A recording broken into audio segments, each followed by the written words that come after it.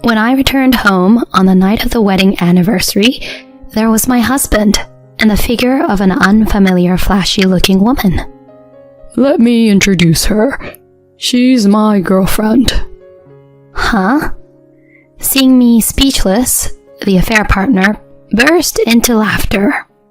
Hey, this lady looks dumbfounded, and it's hilarious. Hey, don't laugh. We're dropping a bomb on her on our wedding anniversary, and she's surprised. The two of them, with vulgar smiles on their faces, I finally opened my mouth. So, what's the deal with that girlfriend of yours? Get out of here. We'll be living here. Me and her. You're useless here. Pack your things and be gone by tomorrow. Why are you suddenly saying this? Do you think I'll agree to that? Hey, haven't I said enough? I'm tired of seeing your gloomy face. Don't interfere with us, ugly. At that moment, I heard a sound like something inside me had snapped. Yes, if that's how you're going to talk, then I won't hold back anymore. Are you too shocked to even speak? It's understandable. Look at us. We're in love after all. My husband hugged the shoulder of the woman with whom he was having an affair. The moment I saw that, I suddenly burst out laughing. After this, my foolish husband will have plenty of hell to pay. My name is Olivia, and I'm 35 years old. I'm married and born as the only daughter of the Smith family. My father ran a small company called Smith Industries, and we were relatively well off. My childhood was happy with a family-oriented father and a kind mother who was a homemaker. However, when I was in the 3rd grade, my mother fell ill. During the progressive illness, my mother passed away within 3 months of hospitalization. At that time, I mourned deeply together with my father. For both me and my father, my mother was an irreplaceable presence. Afterward, I lived with my father, supporting him. To support my father, I learned household chores. Though busy as a company president, my father always made sure to attend my school events and sports festivals. The two of us somehow managed to get by. Eventually, I graduated from college and started working as an executive secretary at a major company. Being a secretary was a demanding job, but it was fulfilling. I dedicated myself to work for several years. Before I knew it, even though I was approaching my late 20s, I didn't have a boyfriend. A colleague introduced me to a man, and that man later became my husband, Craig. Craig worked as a sales representative for a beverage company. From the beginning, he boldly approached me. For someone with little experience in romance like me, it seemed like he was a dependable and masculine presence. We started dating. A year and a half later, Craig made the long-awaited proposal. Olivia, please marry me. I'll definitely make you happy. Thanks, Craig. I'm glad. We decided to visit each other's parents and seek their approval for the marriage. After receiving support from the in-laws, the next step was to go to my father's place for the final approval. Oh, so you're Craig, huh? I've heard about you from my daughter. My father welcomed us with a happy expression. When Craig expressed his desire to marry me, my father nodded in satisfaction. Of course. I support your marriage. Thank you, Dad. Then the father brought up something unexpected. Craig, don't you have any intention of joining our company? Huh? We were just looking for a salesperson. If you're interested, would you consider joining our company? I'd like you to work with us as the successor. Me? As the successor? Craig's eyes sparkled with excitement. My father had always said, "A president undergoes significant hardships, so I'd prefer to have a son-in-law take over if possible, rather than my daughter." In response to such words from my father, Craig lowered his head. "Dad, please. I appreciate it." "Is that so? If you're coming, I promise you a good position. I'll make sure you're well taken care of." And so my marriage and Craig's employment were decided at the same time. Afterward, we had a wedding ceremony and started living in a house located between our workplaces. However, despite both of us working, Craig didn't contribute to household chores. He didn't throw trash in the bin, left clothes scattered, and didn't even bother to wash the dishes after eating. Initially, I did everything, attributing it to the honeymoon phase. But after a few months of such a lifestyle, stress began to build up. I finally spoke to my husband. "Craig, can't you help with the housework a little? We're both working, and it's not fair for me to do everything." Craig, lying on the sofa and looking at his phone, responded casually. "Huh? Why can't you continue doing it like before, Olivia?" "Huh?"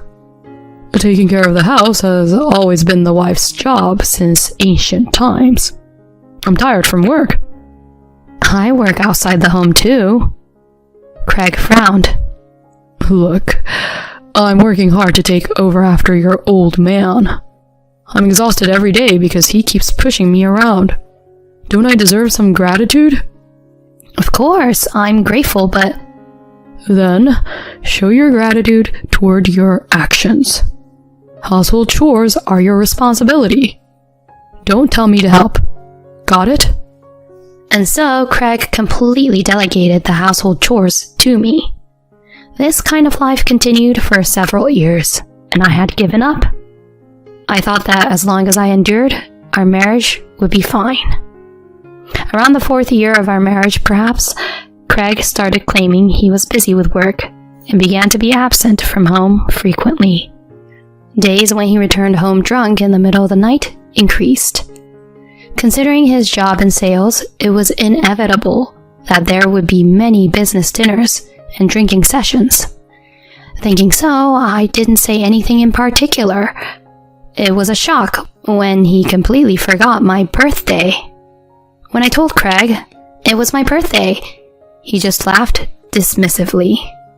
"Oh, really? Already 34, huh? You've become an old lady." While hurt, I wondered if couples inevitably become like this after 5 years of marriage. I felt lonely inside. On one such day, Craig came home very late, completely drunk. He threw his belongings on the living room sofa and passed out. Watching him with exasperation, I picked up the scattered items. Then, Craig's phone slipped from his hand and fell with a thud on the floor. When I picked it up, I was astonished. There was a text message notification on his phone. "Craig, thanks again today. You were great again. So, I can't stand up yet. Let's meet again soon." The sender's name was Christina. Shaken but determined, I placed Craig's phone on the table. Does this mean what I think it does? Unbelievable. I have to investigate. So I decided to hire a detective to look into Craig. A few weeks later, on our 5th wedding anniversary, I finished work and opened the front door of our home.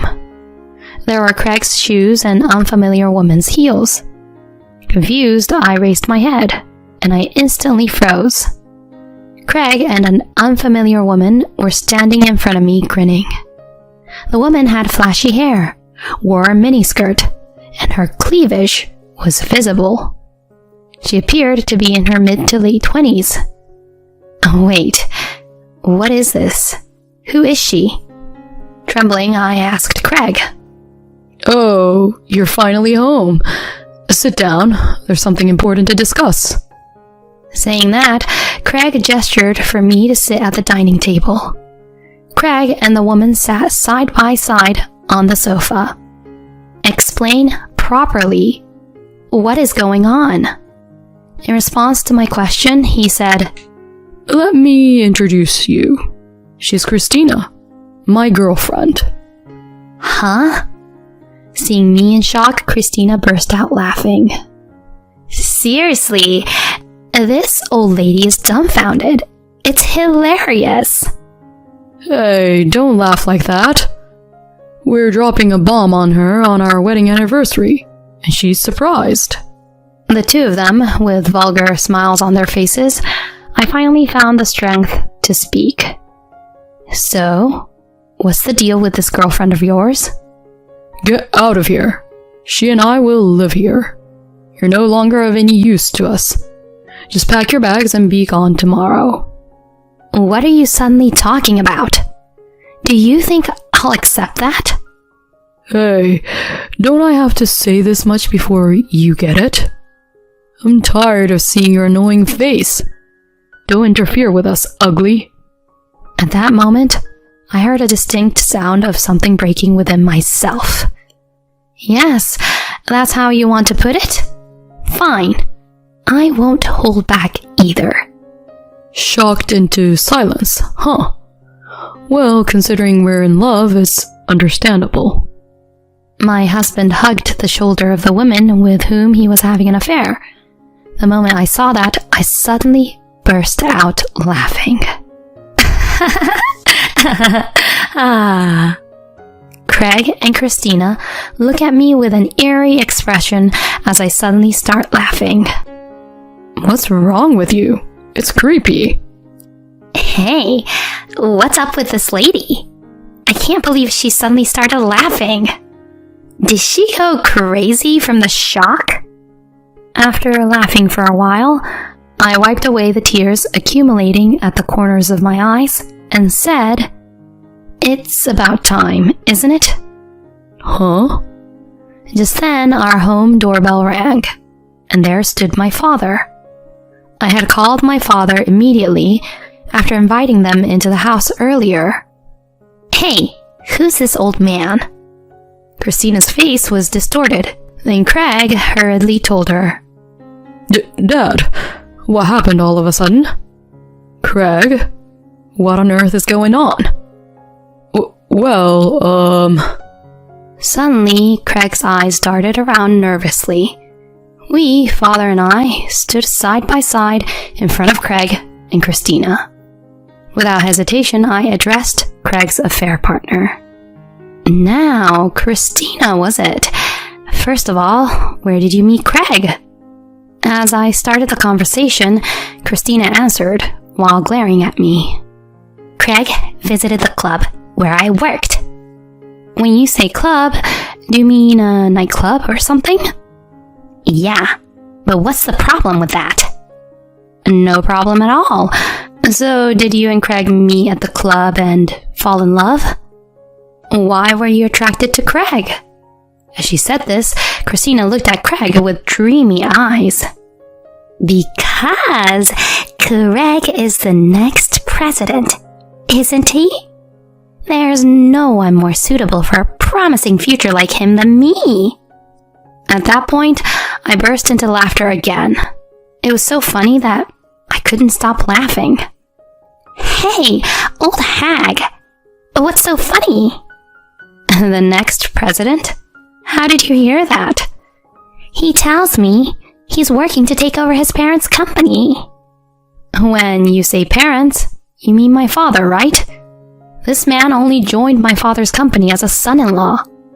What? Christina compared Craig's face to my father's, and then Craig, with a smug look, said this. Oh, it's a fact that I'm the next successor. Then my father responded with an exasperated tone. After causing such a scandal, how do you think you can inherit the company? Huh? Craig was the only one not grasping the situation. He had been planning to inherit the company despite cheating on me and telling me to get out. Realizing this, I was genuinely disgusted.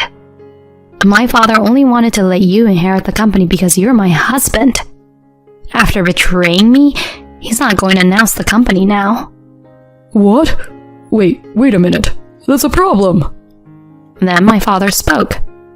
For now, you're fired as of today. What? Fired? Why should I be fired from my company for something private? That would be an unfair dismissal. Craig turned bright red and attacked me, but my father calmly told him off. We did an internal investigation and found that you were skipping out on company business while you were out on your rounds. There are records on the dash cam showing you going to a motel. Were you meeting that woman during work? Your sales performance was terrible, and your work attitude was terrible. Even so, I kept you around solely for my daughter's sake. However, even that sense of obligation is gone now. You're fired. Absolutely. Craig, stunned by his father's words, faltered. Then, Christina raised her voice. Wait a minute. Does that mean Craig will be unemployed? That's right. My condolences. Craig, with a pale face, informed Christina. Well, but it's okay, right? We have love. If you, Christina, support me until I find a new job... Love, huh? As I said this mockingly, Craig glared sharply at me. What's with you? Don't be jealous, ugly. Here you go, a present from an ugly woman to you. I spread several photos on the table.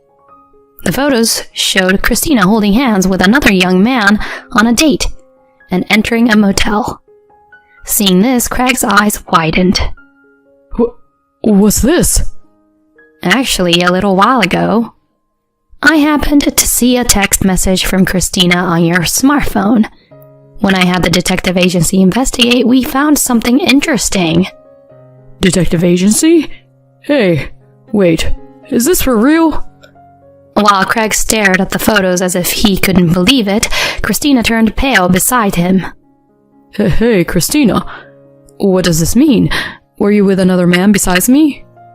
Then Christina shouted, Shut up! Shut up! Shut up! Don't let the unemployed talk to me! Huh? Who would bother with someone like you if you're not the heir and wealthy? Marrying into a family's company and getting fired on top of that? It's the worst! I was deceived! What's that supposed to mean? You said you loved me, didn't you? As the two of them started a heated argument, I intervened with a clap of my hands. Smiling at Craig and Christina, who were staring at me in astonishment, I calmly said, So, Christina, you only got close to Craig for the money, right? There was no love from the beginning, huh? Of course. Why should I have to go through this? I was deceived. To Christina, who was almost in tears, I coldly stated, Why pretend to be a victim? You willingly got involved with a married man, didn't you? You'll have to take responsibility for that, and I'll be taking a hefty $17,000 in compensation. Huh? $17,000 is impossible. Just show me something that proves your identity. As I asserted, Christina turned pale and took out her driver's license. I quickly noted down her address and real name. I'll send the documents later, so look forward to it. You can leave now. Christina grabbed her bag and dashed home, crying. Left behind, Craig was dumbfounded, muttering something. This can't be. It's a lie. Christina betrayed me. She was only after money. You seem to be in a lot of shock. Before anything else, don't you have something to say to us? When I inquired, Craig's expression changed to a startled one, and he crumbled on the spot. I was wrong. I was deceived by an awful woman. I truly love only you. So please, let's go back to how things were. As Craig said that and glanced at me, my father clicked his tongue. How ridiculous. He passionately claimed to love Christina just a moment ago, And now, as soon as her infidelity was exposed, he completely flipped. Taking a deep breath, I angrily confronted him. Who do you think will accept you back to the way you were? We're getting a divorce. We have evidence, so I'll make sure to collect a hefty alimony. Be prepared, you worthless man. As Craig shrank under the stern gaze of a fierce me and my father, he promptly fled from the scene. Later on, the divorce between Craig and me was finalized. I managed to secure all of our shared savings and a $20,000 alimony. Naturally, I also claimed alimony from Christina. When she pleaded that she couldn't pay, I threatened legal action, and she quickly transferred the money. True to my father's declaration, Craig was fired from the company. It seems he also broke up with Christina. Contributing to Christina without saving much, he resorted to borrowing money to pay the alimony owed to me. Now he has moved to a rundown apartment and works day and night to make ends meet. Craig has lost everything: the seat of the next company president, savings, and his partner. On the other hand, I apologized to my father for the trouble caused by Craig. In response, my father reconsidered his stance and said, "Observing how you handled this situation, I thought you could take over the company. I strongly request you to consider it." I am currently studying various aspects as the potential successor. I want to dedicate myself to my work from now on, while brightly carving out my own life. I couldn't help but doubt my eyes. The figure of my husband was there, where he shouldn't have been. Huh? Why? Why are you here? My husband should be on a business trip to the West Coast. Yet, unexpectedly, he's in a hospital in the East Coast, and not only that, he's in a neighboring state. That wasn't the only thing that surprised me. Next to my husband, there was a woman and a child sitting closely together. The mother and child directed soft smiles at my husband, and he responded with kindness, smiling back at them. If a stranger were to see it, they would think it's a scene of a happy family, I thought. But I felt differently. The scene I was seeing was a strange one. My own husband with a strange woman and child. I couldn't just let it slide like this. Slowly, I approached them and called out from behind. My name is Natalie Harper, and I'm 35 years old. After graduating from college, I started working for an advertising agency and got married at the age of 28. And I have been married for 7 years this year. My daughter Alana, who was born when I was 30, is almost 5 years old. She's growing up healthy and thriving, without any major illnesses. My husband Lenny works at a regular company, but he's been getting busier lately with lots of overtime and business trips. Due to those reasons, our daughter Alana has developed a slight discomfort towards her father. Hey, Mom, is Daddy coming home today? On this day, while preparing dinner, my daughter asked me that. I paused in my cooking, standing in the same posture as my daughter, and replied, "Yeah, he's coming home, but like usual, I think he'll be late. Dad seems really busy with work." Really? So it'll just be you and me until bedtime? Yeah, that's right. Yay! Let's watch cartoons together. That's fine. I'll eat dinner and take a bath first. Yes. My daughter's face lit up, and she hurriedly went to the living room to set the tablecloth. A daughter openly delighted at her father's late return. Seeing that, I felt a slightly complicated mix of emotions, but it was unavoidable. It's not surprising that my daughter doesn't feel close to him. After all, my husband almost comes home just to sleep. We used to go out together as a family on weekends, but the last time we did that was over a year ago. His work is so demanding that working on weekends is not unusual. On days when he doesn't have work, he goes out alone somewhere. Occasionally, he stays at home, but he locks himself in his room, only watching movies or surfing the internet. Especially in the past year or so, there has been no conversation with our daughter, and even when their eyes meet, they don't exchange words. I always had to be in between them, so I spent my days being careful, even though we were a family. Alana is almost 5 years old. If we continue this misunderstanding, our daughter will truly grow distant from her father. In the past, we used to go out as a family often, and our daughter used to adore her father. I want our daughter and husband from those days to return soon. Thinking so, I decided, unusually, to wait for my husband's return. In the early morning, when I greeted him with a welcome back, my husband made an overtly displeased expression.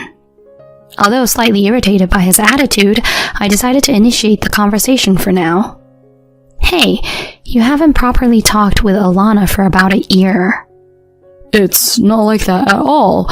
There's just not much to talk about. As her father, I want you to be more responsible in that aspect.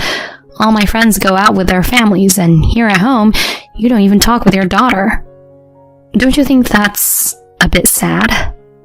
Even if you say that, it can't be helped. I'm not out just having fun. I'm doing my job, okay?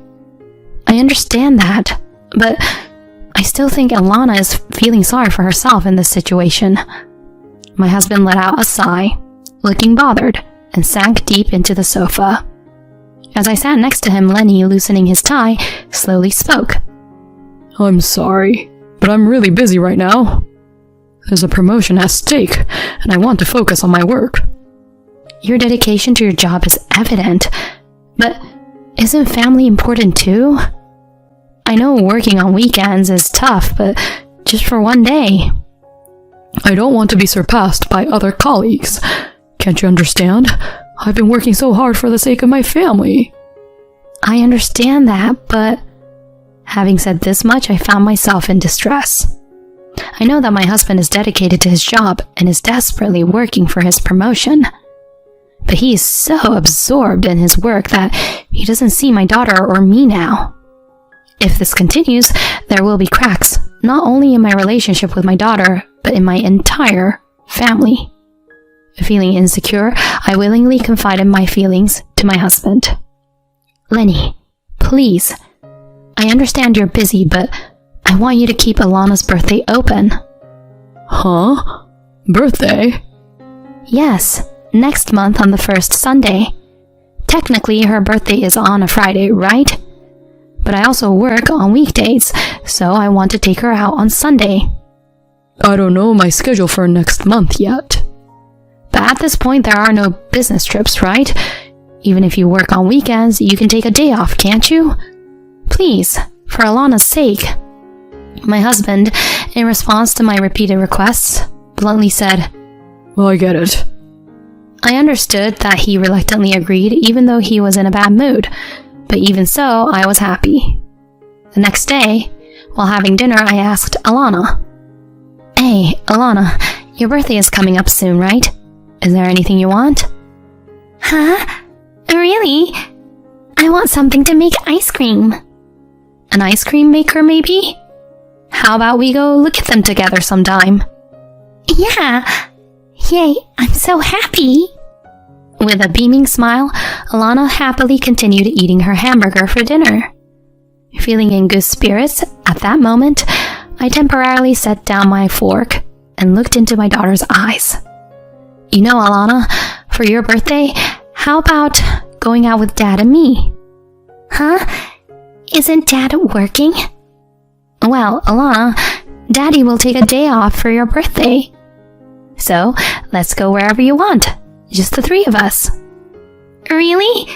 I want to go to an amusement park. Got it. Then, let's go to the amusement park as a family. You can choose a place you like as long as we can get there. Okay? Yay! Thanks, Mom. During the meal, my daughter was fidgety, repeatedly asking, Is Dad really coming? And, can we really go with the three of us? Feeling the overwhelming cuteness, I couldn't help but smile. Although I had thought my daughter disliked her father, it seemed that deep down she had been lonely. She appeared much happier than I had imagined, particularly reacting to the idea of the three of us being together as a family. One day, as the weekend with plans to visit the amusement park with our daughter approached, my husband came home unusually early. He awkwardly opened his mouth, saying, "Hey." When I asked what happened, he remained silent for a moment and then spoke with a heavy heart. "I have a business trip from Thursday to Sunday this week." What are you talking about? You promised to keep that day open because it's Alana's birthday, didn't you? It can't be helped. The person who was originally supposed to go suddenly couldn't make it. I was the only one who could replace him. Even so, why didn't you refuse this time? Do you realize how much Alana was looking forward to it? I'm telling you, there was no other option. It wasn't a situation where I could refuse. Despite our daughter sleeping in the next room, my husband raised his voice without concern. Alana is sleeping. Attempting to calm him down, I try, but he continues to shout with a flushed face. It's easy for you since you work in a company where you can leave on time. But I'm different. My advancement depends on how quickly I can rise in a highly competitive environment. Advancement. What exactly is it? I understand that work is important. But what about us? What about our family? It's a wife's duty to support her husband. This is why I dislike people working in laid-back workplaces. But if that's the case, at least come back early on Sunday. Impossible. The business trip is to the West Coast and it takes 5 hours one way by plane. Anyway, I can't cancel the business trip from Thursday, so you two go together. Wait, Lenny? Ignoring my calls, my husband left the living room. Inside the room, only my sighs echoed. Time passed without me being able to tell my daughter the truth because I didn't know what to explain to her. On Thursday night, the night my husband left for his business trip, I reluctantly decided to confess. Hey Mom, we're going to this amusement park on Sunday. Sorry, Alana. Actually, Dad, he has a business trip starting today until Sunday. For work? Yeah, I'm sorry. So is it okay if it's just you and me? I understand. Then you and I will go to the amusement park. A moment of silence hinted at our daughter's feelings. She probably wanted to go with her father as a family of 3. But she pretended to be okay, not to trouble me. Realizing that, I felt a surge of guilt, almost bringing tears. Even so, for the smiling daughter in front of me, I managed to hold back the tears. Even though Sunday would be just me, I was determined to make sure Alana had a great time. Someday, I'll make it up to Alana. A few days later, on the day of the amusement park visit, early in the morning, my daughter returned home and began preparing to go out on her own. To enter as soon as the park opens, we left home at 7. Clearly excited, she frolicked around the amusement park all day. But upon closer inspection, her face seemed a bit flushed. Worried, I stopped her. Alana, wait a moment. What, Mom? I grabbed her arm and placed my hand on her forehead. When I did that, I felt an intense heat. Alana, wait. You have a high fever. Why didn't you say anything? I don't have a fever. Come on, Mom. Let's go to the merry-go-round. Alana, this is definitely a very high fever. Shall we go to the hospital together, me and you? No way. I finally got to come with you, Mom. Alana? As if her body was in pain, my daughter collapsed on the spot. Why didn't I notice this before it got to this point?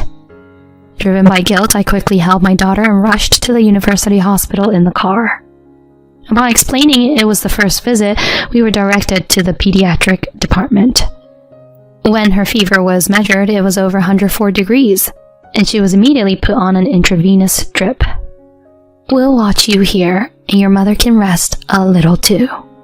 My heart, which was tense, calmed down a bit with the nurse's gentle words. I decided to buy necessary items for my daughter at the shop and take a break on a bench in the rest area.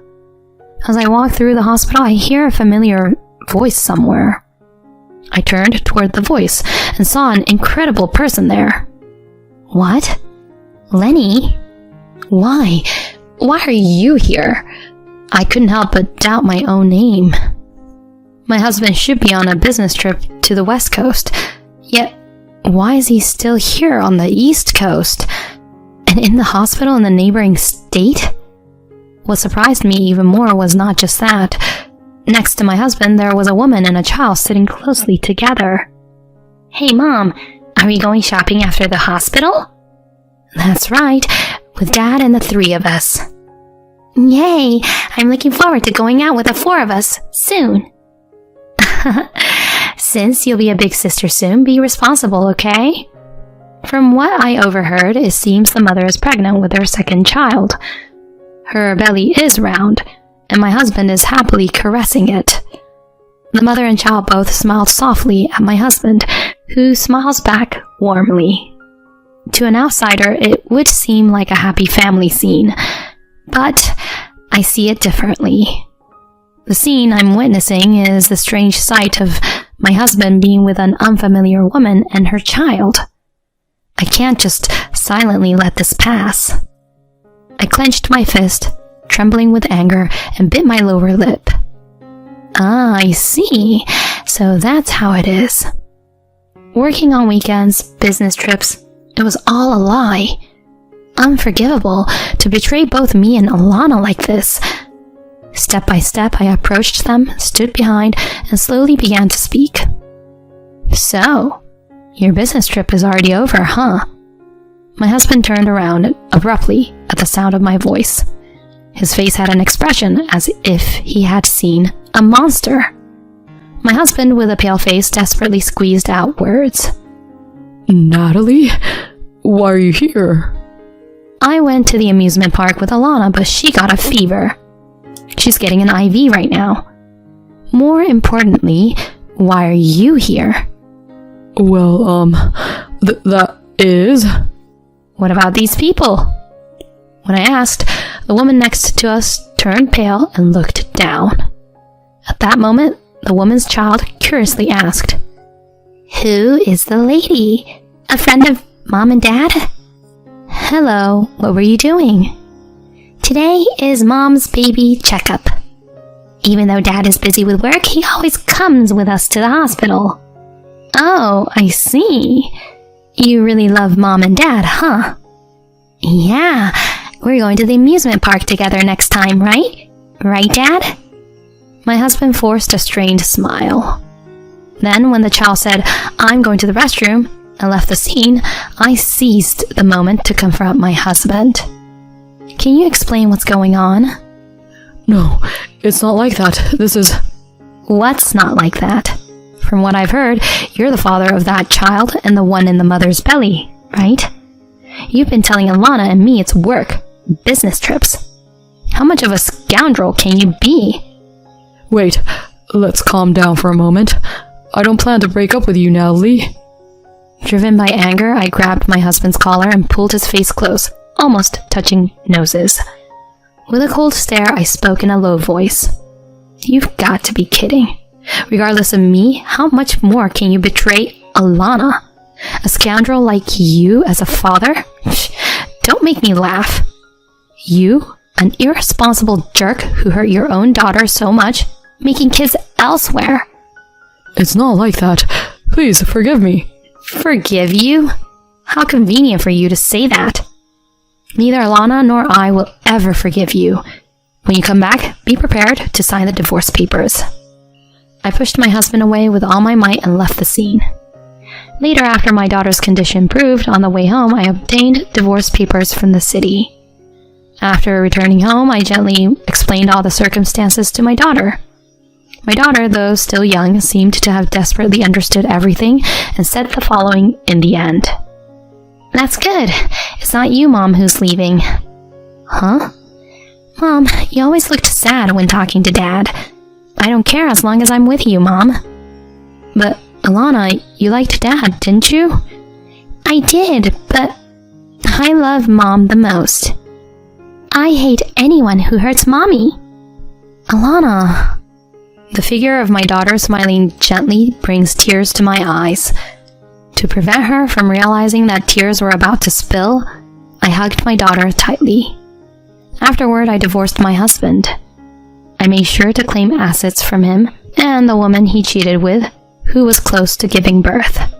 Despite his desperate attempts to negotiate a reduced settlement, citing the existence of children and the impending birth of a second child, I firmly refused. I have no intention of reducing the settlement or relinquishing control. The one who committed the heartless acts was him, after all. It seems Lenny had been regularly taking time off from work to visit his affair partner's house. This was discovered by his colleagues shortly after the divorce, leading to a loss of trust. His career advancement abruptly halted, and he became the subject of disapproving looks from his co-workers. I heard Lenny had a family, but it seems he made kids with another woman. Yikes, gross. Not only can't he do his job, he doesn't even have common sense. Well, if he's that useless, it would be better if we quit. Despite these insinuations, he has managed to stay at the company to pay my alimony and Alana's child support.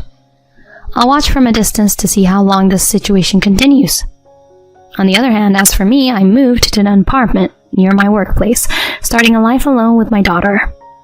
Both sets of grandparents regularly visit our home to ensure my daughter doesn't feel lonely. In the future, being a single mother might cause my daughter some sadness. To minimize such situations, I plan to shower her with as much love as possible as a mother.